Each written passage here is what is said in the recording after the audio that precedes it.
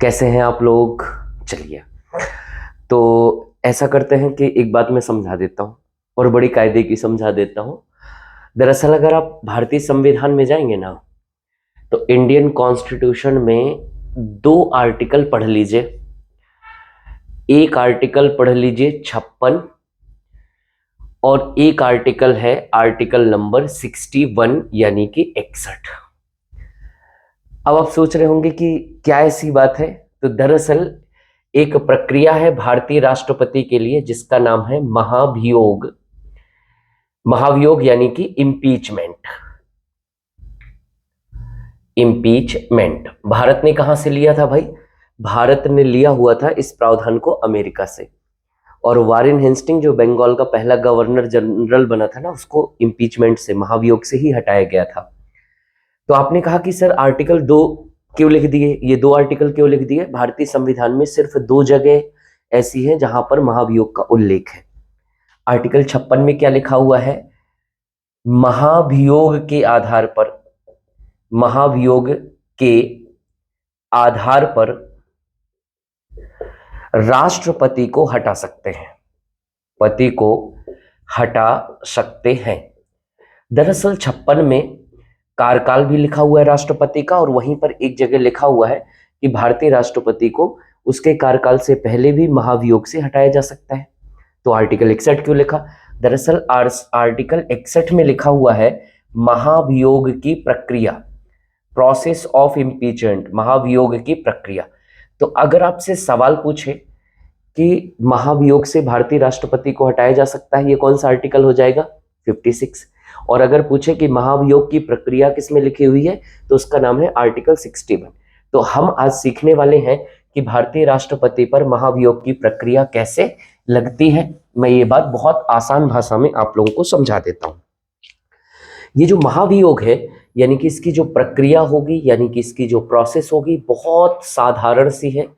कहा गया है इसको इसको हटाने का प्रस्ताव, हटाने का प्रस्ताव लोकसभा या राज्यसभा किसी भी सदन में, किसी भी सदन में लाया जा सकता है, लाया जा सकता है।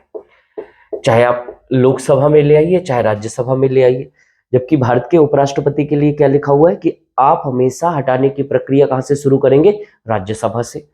दूसरा क्या बोल दिया?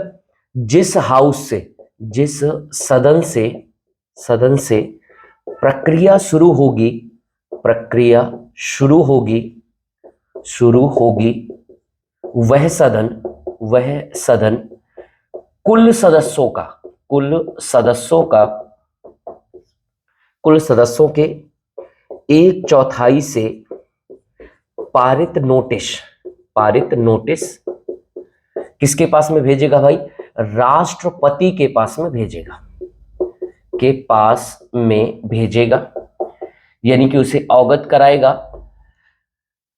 कि भाई आप पर ये आरोप लगा है। दरअसल ये जो प्रक्रिया है ना, इसको और याद रखना है, यह एक अर्ध न्यायिक प्रक्रिया है। यानी कि इसको कह सकते हैं अर्ध न्यायिक, सेमी जुडिशियरी प्रोसेस, अर्ध न्यायिक प्रक्रिया, सेमी जुडिशियरी प्रोसेस।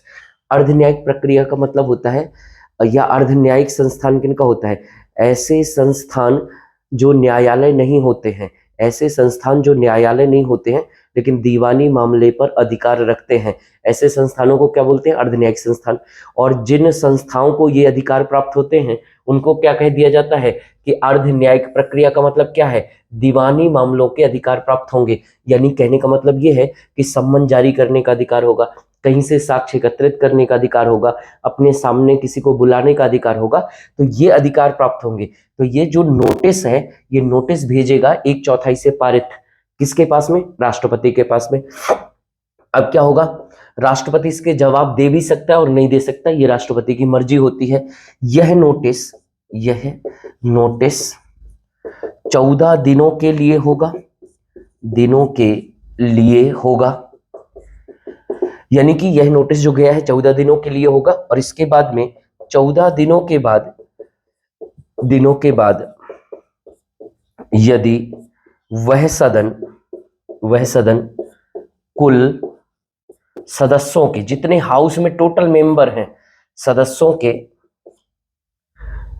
कुल सदस्यों के 2/3 से पास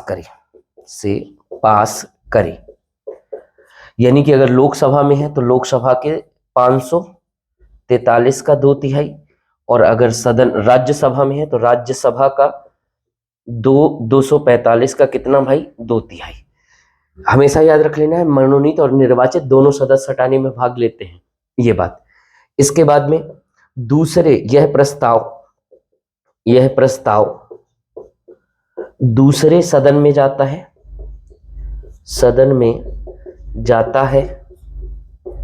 और दूसरा सदन इसकी जांच करता है, यानी कि जो आरोप लगाए गए हैं उसकी जांच करता है। मैंने बताया ना कि अर्ध न्यायिक प्रक्रिया का पालन किया जाएगा। और दूसरा सदन जांच के बाद में राष्ट्रपति को अपने पास में बुला भी सकता है, नहीं भी बुला सकता। राष्ट्रपति अपना पक्ष रखने के लिए किसी को भेज भी सकता है, नहीं भी भेज सकता, ये उसकी मर्जी है। जांच में अगर सही पाया जाता है तो याद रखना है दूसरा सदन भी कुल सदस्यों के, उपस्थित का नहीं बेटा, कुल सदस्यों के 2/3 से पास करे। तो क्या हो जाता है, राष्ट्रपति हट जाता है। तो हमेशा याद रख लेना है कि यह एक अर्धन्यायिक प्रक्रिया है, क्योंकि इसको दीवानी मामले के अधिकार प्राप्त होंगे। और दूसरा याद रख लेना है कि दोनों सदनों को 2/3 से पारित करना है भाई, चाहे वो राज्यसभा हो चाहे वो लोकसभा हो, कुल सदस्यों के 2/3 से। इसमें राष्ट्रपति के हस्ताक्षर की आवश्यकता नहीं होती। अभी तक किसी भी भारतीय राष्ट्रपति पर यह प्रक्रिया नहीं लगाई गई है, और ना तो किसी राष्ट्रपति को अभी तक हटाया गया। एक बात और याद रखना है, संविधान में जो महाभियोग की प्रक्रिया लिखी है वो सिर्फ भारत के राष्ट्रपति को, दरअसल बाकी के लिए हटाने शब्द का इस्तेमाल किया गया है, विशेष बहुमत से हटाना। इसका मतलब, तो महाभियोग और हटाना में अंतर क्या होता है? महाभियोग एक ऐसी प्रक्रिया होती है जो प्रक्रिया पूरी नहीं होती लेकिन काम पूरा हो जाता है। लोकसभा राज्यसभा पारित करते ही राष्ट्रपति हट जाता है, और बाकी में क्या होता है, लोकसभा राज्यसभा पारित करते हैं, उसके बाद में राष्ट्रपति हस्ताक्षर करता है, तब प्रक्रिया पूर्ण होती है। इसके लिए उनके लिए हटाना लिखा है, और भारत के लिए क्या लिखा हुआ है, इम्पीचमेंट यानी कि महाभियोग। मिलते हैं अगले वीडियो में।